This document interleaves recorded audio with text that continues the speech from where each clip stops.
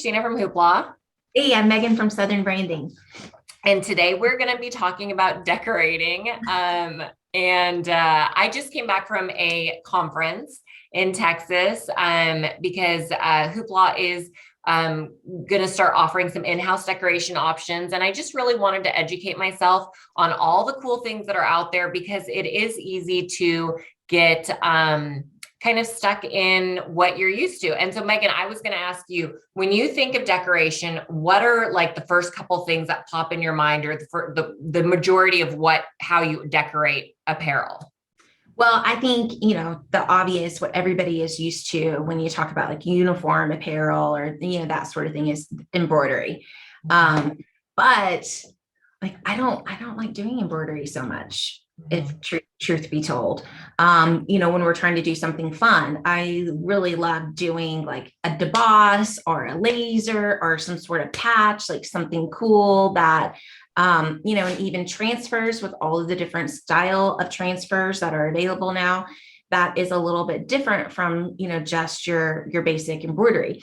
I think embroidery definitely has its place, especially, when you're talking about uniform programs. That's left chest is a uniform. When you do another placement, then you're representing a brand, right? Which there's a difference.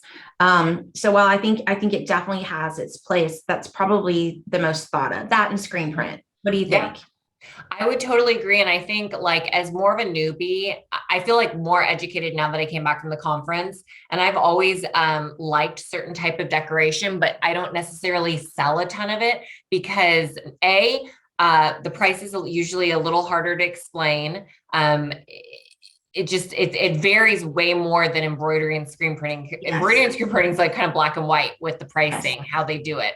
And then also another thing that keeps me from selling it is fear of, or not really fully understanding the durability of it. And I think a lot of people, okay, embroidery, why people are attracted to it is because I think out of all of the decorations, it's known as the most durable. Like it can handle the most wear and tear. I think that that's true to an extent, because if people aren't responsible with it, which is true for any type of garment, right, then it doesn't necessarily have the durability, because it starts to, pull and pucker like the actual embroidery does, but the integrity of it does not on the garment, and we've all seen that and know what that looks like. But Christina, I'm super excited to hear about the show that you went to, because I've never been to this, in the regular ASI and the PPAI show, all of the other industry shows. Like a lot of times there is equipment there and you can see things and all of that great stuff, but not like what you just went to. What you just went to was solely about the equipment with all of the different decoration, right? Yes. Okay. It was pretty cool. So last night, if you're on LinkedIn or Instagram, you need to follow Megan. Megan on LinkedIn is Megan Hamlin. And then on Insta, it's not Hoopla. It's Southern Branding. It's Southern Branding. You should follow her. She recently did an interview with what do they call it? Taco Tuesday. what is Taco Tuesday with Jay and Jeff. Yes. Okay, which I'm sorry. Also done. Yes. Yeah, and I've also done it and I don't know the name, so forgive me. But Jay, I watched her interview last night when I was working, and she was fabulous as usual. But the interesting thing that Jay said during your interview that I thought was really interesting was when he said, we had run into each other at the show in Texas, me and Jay had, but he said, it's interesting because as Megan said, PPAI and ASI and all those shows that we usually go to show us the latest and greatest. But like the show I just went to is not really known to attract Megan and I distributors. Right. It's known for decorators that would attend. And it's almost like the half brother or half sister, half sibling of our industry. So I loved going because being able to educate myself on that side of the business, gave me a lot more power in understanding what to recommend to my clients. Awesome. So awesome. Yeah. Okay. Where shall we start? Yeah. Like, well, tell us what you decide, like what you're going to be doing. Okay. So we definitely did not want to do screen printing in-house. You need someone that's going to operate those machinery like you need a full-time employee for that. Also, it's extremely messy. It takes up a lot of room. You need special ventilation. You need special type of outlets. The equipment startup on it is just, it's gnarly. And it takes a lot of room, because I was actually going to go into that business before I opened up my hoopla, the distributorship. Okay. Yeah. So I was going to buy a pre-existing screen printing business in the Treasure Valley and take it over.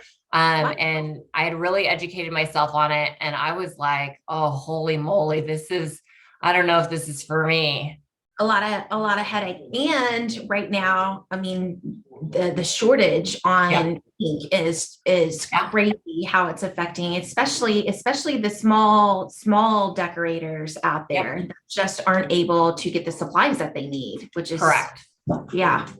Well, another interesting thing is going to the half sibling show was hearing all these decorators talk about their pain points in supply shortages. And the interesting thing to me was, and I think because I'm newer to the business, I wasn't as complacent in thinking that everything was going to be in stock and always, come to me. So having to check like 20 different options for stock isn't as painful for me, because I'm just adapting to the business as it comes, and I'm newer to the business. But hearing where people were getting their blanks from and how they were navigating the shortages was very interesting to me, because coming from the other side, the promo side, I have a lot more tricks up my sleeve. I'm not as black and white when it comes to oh, he's like, I need love. So yes, he's really looking at you very adoringly. So yeah, it was interesting just to see how they were approaching it. But yes, so what are we going to have in house? So we left the conference spending quite a bit of money, but that's okay. We got a one head multi-needle embroidery machine. So we're going to start off there. So we will be able to offer in-house embroidery. So when we kind of have those rush orders, when we're depending on a subcontracted decorator, or even like a supplier doing the decoration in-house, I mean, we are basically beholden to their timelines. So having it in-house, we'll be able to kind of, execute to what our clients' needs are better. And also we'd love to offer personalization, which can get really pricey when you contract it out. But I think it's a great holiday add-on, or just an add-on in general. Absolutely. Yeah. So when do you think that that's going to be kind of up and running for you? It should arrive probably in early October, but we honestly have no training.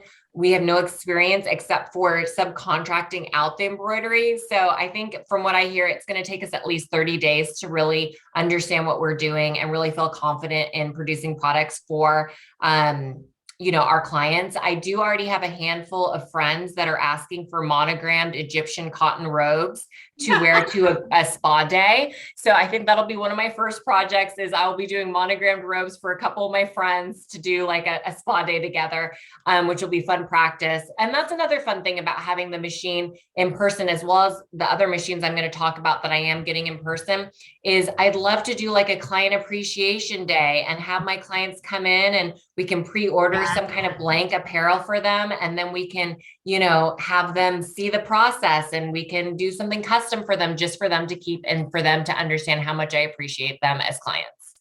Will you take a moment to talk about the difference between the type of machine that you are talking about, that you just made a big investment in your business on, versus what a lot of people think when, they're looking for something monogrammed, or, they just want something quick turn embroidery, like we all used to see those, like the booths and malls and at Michael's. Yeah, like in like the kind of shops. Like this is totally, we're not talking about the same thing. No. Yeah, I mean, I am not totally, basically what I think you're talking about is kind of more those sewing machines, the hobbyist machines that you that's not really the same thing. So the machine I'm getting is not cheap. I'm still processing that, but it's an industrial machine. It's meant to, handle Carhartts. It's meant to handle, embroidering all around caps. It's meant to handle, multicolored designs. So the machine I'm getting has 12 different, it holds 12 different colors. Doesn't mean we're going to do 12 colors all at once, but it's Right. just, it's But you meant. can. Yes, correct. And then it also does 1,200 stitches a minute. And a typical left logo, in at least on my end, is around 6,000 stitches, maybe less. So, you know, that you're looking at about, you know, probably, and then you have to hoop the garment and kind of put the file in. And that's another thing people don't understand is when we talk about digitizing. Yes. So digitizing doesn't mean we just put your logo in, beep, bop, boop, beep, bop, like a computer, just like, you know, gives us, it's digitizing is basically creating like programmer's language for a commercial embroidery machine to understand when to put what colors in, what kind of stitch to use. There's satin stitches, there's, you know, all these different kind of stitches. So it's really an art form when you are getting something digitized. It's not, yes, it can be done different ways. Like it is an art form. You're totally correct in that. And even the way that that things are sewn, like, you know, it's digitized differently for a flat, you know, what we call hats versus flats. Yes. You know, there's a difference in the way that the logo is set up. Yes. Yes. Yeah. So if you're doing that, yep. I think all of that's really interesting, and people outside our world, you know, may not know all of that and don't know everything. I'm sorry, she is having a moment. That's okay. I have a lot of animals too.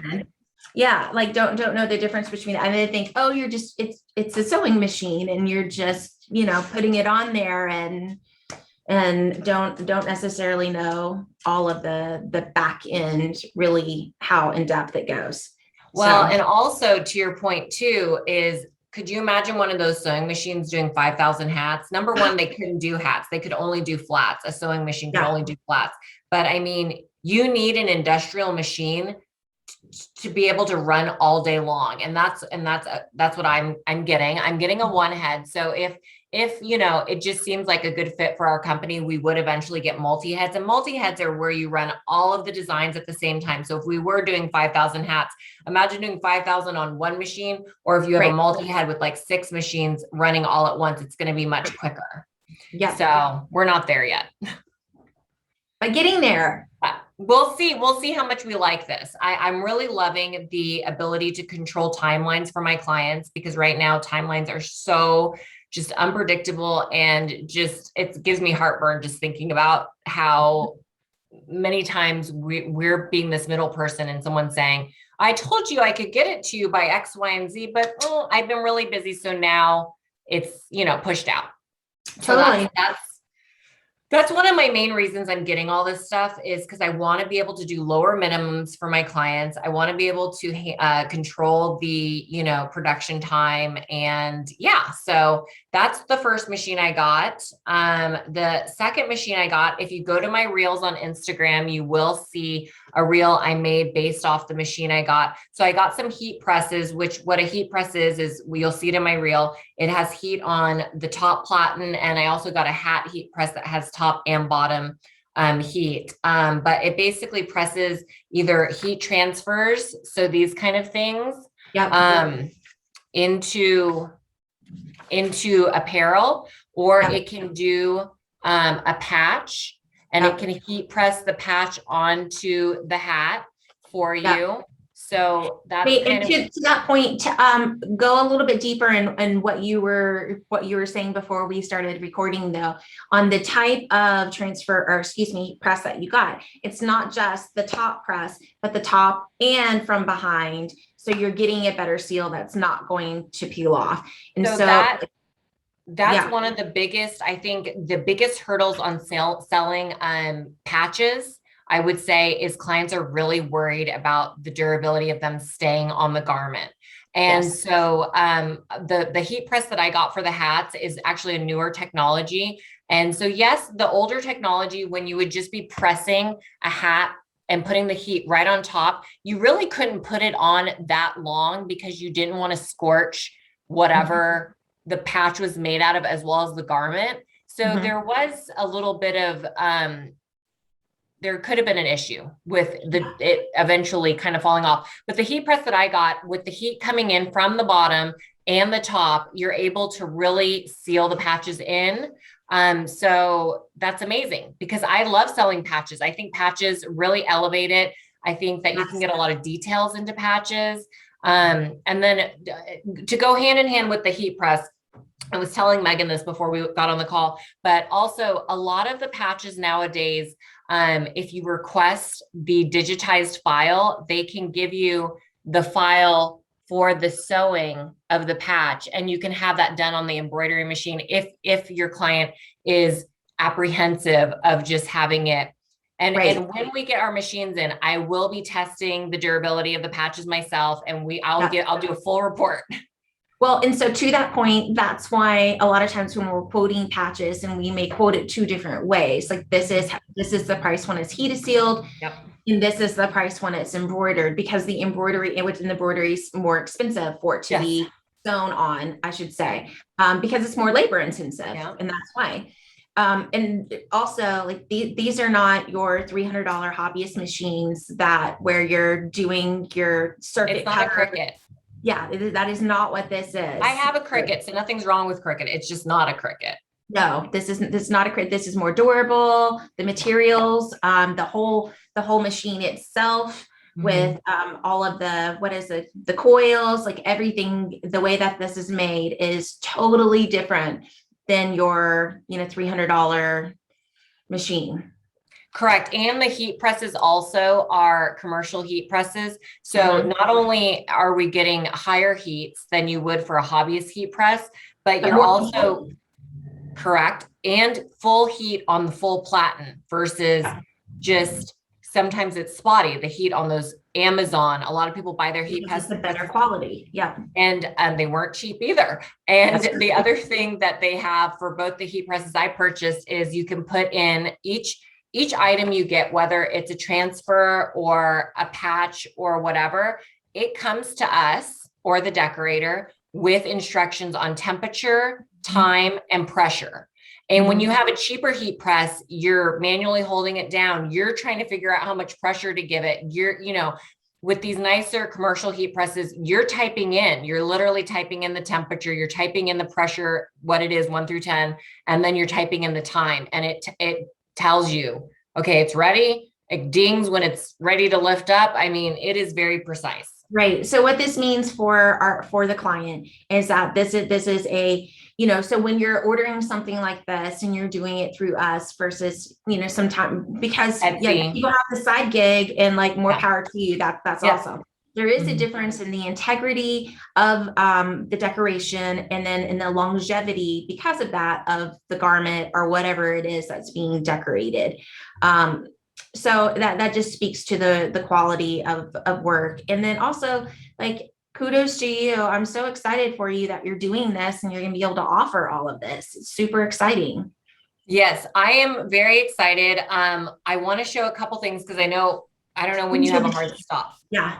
But yes. So one of the exciting things that I'm getting, and now I think I might get Megan to get one too, is yes, I saw this really cool printer. It's called a white toner printer. It's also a commercial grade one. It's not one you get at Home Depot. They're several $1,000s. They're not cheap. Nothing is cheap that's commercial grade. And the printers are so cool. And this is where you can go to my latest reel and you'll see Bill Murray's face on the front of the reel. And this is the printer printed this. And it basically prints, back in the day when they first came out with direct to garment printers or sublimation printers that could create transfers like this, or could print directly onto t-shirts. A big hurdle was getting white could not print. So you'd have to print on light colored items if you had white in your design.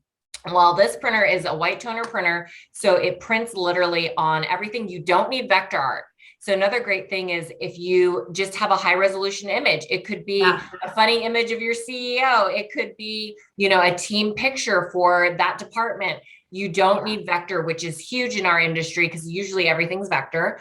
It's full color. You're not paying by the color like with screen printing. And basically it prints out onto a sheet.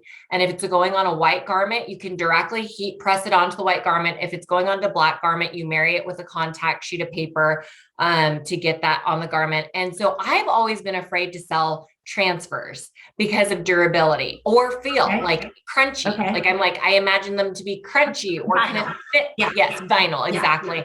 And then I imagine them to start peeling after, I don't know, 15 washes or something in my mind. So when I saw this, I was not looking for one of these printers, but when I saw it in action and felt the t-shirt, I was shocked. So the final step is you press the shirts with this kind of special carrier paper, and it ensures that the shirts can be washed up to 70 times. And they just stopped washing it after 70 because they were just like, nothing's really happening. So you're getting that really great quality. Yeah. But they did this t-shirt for me, when I was kind of there. And I mean, it's a full color design. It was not vector art. And the other cool thing is, when you tell the software what color the base item is going to be, it changes the artwork so that it's going to become true and pop from whatever color it's based on, because artwork does change when you put it on a certain color base. But if you feel this, it's not plasticky, it's soft. It feels literally just like screen printing to me. So that's what sold me on that. So Christina, talk about what that would mean for our client, like price point wise, to doing something like that versus if you were doing screen printing or. It's going to be quantity based, as we all know. And I think so let me show you one more thing before we talk about that, because that's going to kind of go into this. So then at the heat press kind of booth, they, demonstrated the heat press. And so this is what they did for me there. And one really cool detail is you can make your own custom hang tags, or what do you call them? Tags. And then you can most of the apparel that me and Megan can get have tearaway labels at this point. And so you just tear away the label, and then you can create your own message with, your company culture, whatever, something kind of silly. So this right here, also not crunchy, very soft. But what this is it's called a screen print transfer.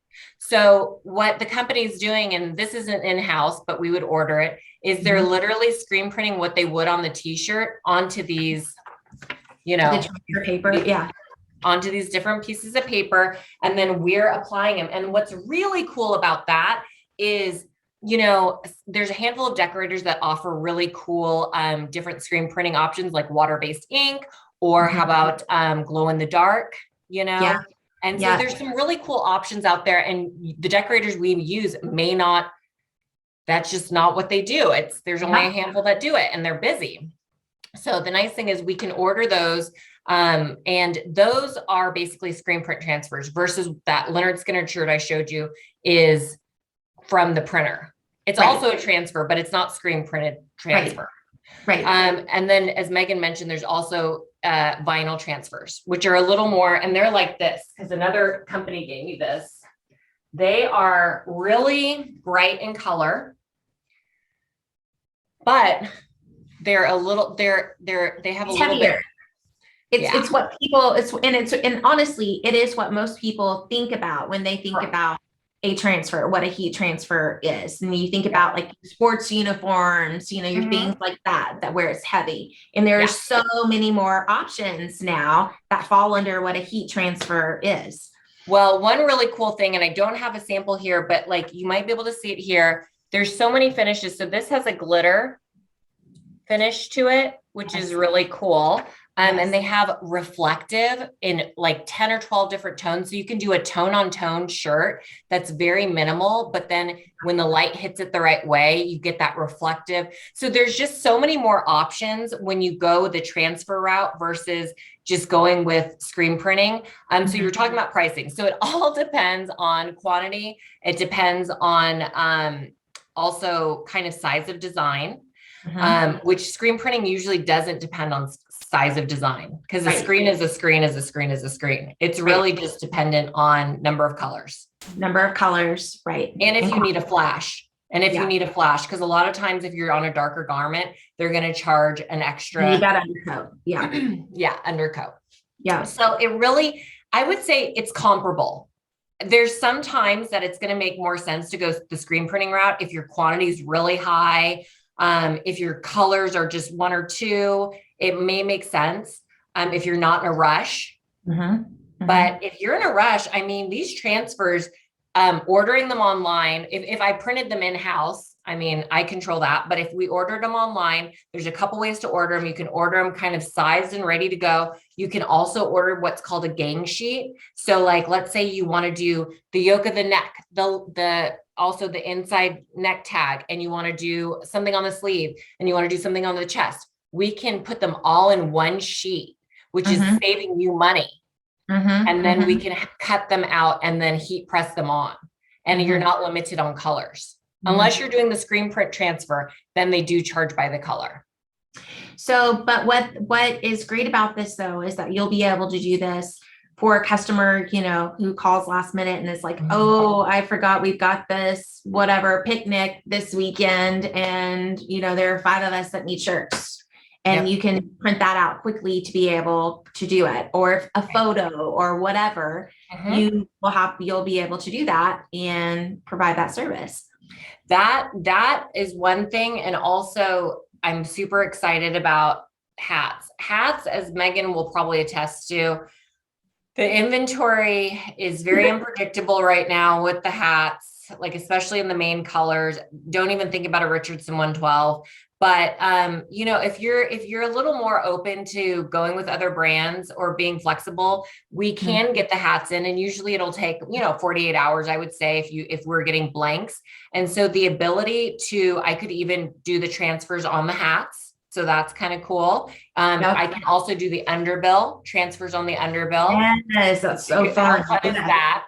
But if you did want to order patches, the cool thing is when you're ordering blank hats and just patches, and you're not having them done in-house together, you can get them a lot quicker than if you're ordering the hats and having them do them in-house. So if they send me, let's say, you know, 20 of these patches, I can, you know, get these heat pressed onto your hats. I can, you know, if you want to get them reinforced with the embroidery machine, we can do that. But there are just so many cool patches out there. This one's a little crazy. It's a Snoopy with a gun, but it's the chenille kind of finish to like it. That kind of applique. Well, talk about, okay. So also company programs, like how awesome will this be? Welcome kits, new hire kits, you know, things like that. You have the patches on hand for your client, boom, send it out, you know, and it's basically, it's ordering as released. So so what I would recommend on the company stores, because I have a couple of clients that are looking into starting company stores right now, like year-round company stores,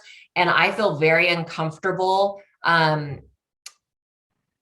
picking a apparel item, and because if I don't know when you're ordering, and I don't know if it's going to be in stock in that color.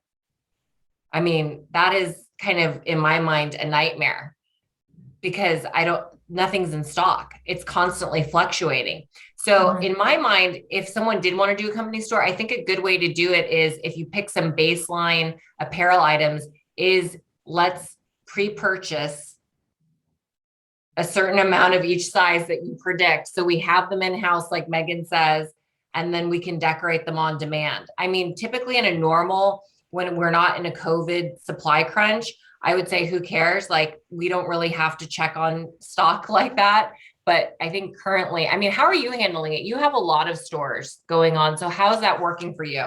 We do. Well, I mean, there's one Nike polo that's on all of our stores that is just totally unavailable right now. And that it is what it is. But there are still options that have availability, where I think what you're doing is super cool is, you know, usually with company stores, if it's not inventory that the client has pre-purchased and that you're holding, because the cool things like the patches and all of that, especially with hat decoration and even with the apparel decoration too, there are minimums with all of that. Yes. You have to order the patches. So, but what you'll be able to do is to have just the patches themselves and apply them to hats one at a time. And so you can do a cool release program like that with super fun decoration that's not just your basic embroidery, which is what most store programs like that are set up. Yeah. When it's the company only wants to pay for one at a time. Yep. You know, so that's where I think that could be really cool and a lot of fun. Well, and also I just did probably like 20 really nice jackets with heat transfers done by the company for a board of directors gift. And it went over so well that now they want just 2 more jackets. I contacted the company and they're like, 12 is the minimum. We can't just do 2. We can send you the heat transfers, but you have to order 25 of each minimum. And then you can order the blank jackets and you can get them done yourself, but we're not touching a 2 jacket order. Yeah. So now you can use your super cool printer. Yeah. Print that out. Yeah. Heat apply it. Boom. Yeah. So, I mean, I just am really excited. I think Megan and I don't have it pulled up right now. I think the rest of this month, we are going to be obviously talking about holidays. I would say I have probably put in 3 holiday orders thus far. So no one's really listening to me. I just would like to say that. And that's fine. But we will be talking holidays the rest of this month. And then next month, we will have a guest speaker each week that's a supplier so that they can tell you currently what is in deep inventory that we can get in time. And then if you haven't ordered by November.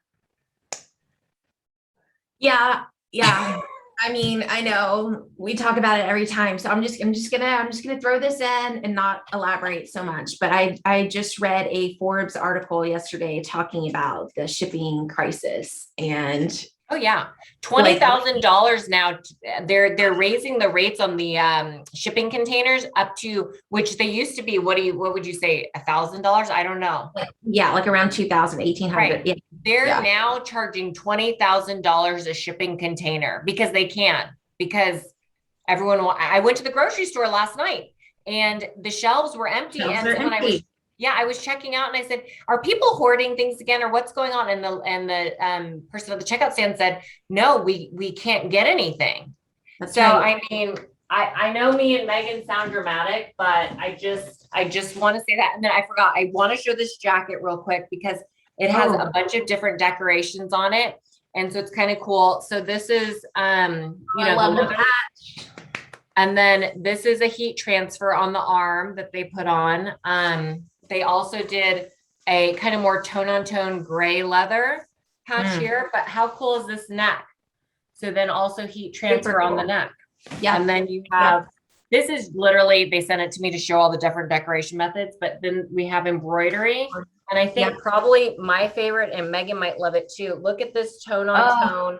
Love that tone with a little bit of a shine to it, gloss to it on the sleeve, and it just really makes it look retail. And it's really, I mean, obviously you wouldn't put all of these locations on the same jacket, but the way that you can strategically put just a little message on the neckline. Also, this jacket, and they do custom colored zipper pulls, so you can do the different colored zipper pulls. So there's just little ways you can customize things without really just putting your brand all over it, but still letting people know it's from you.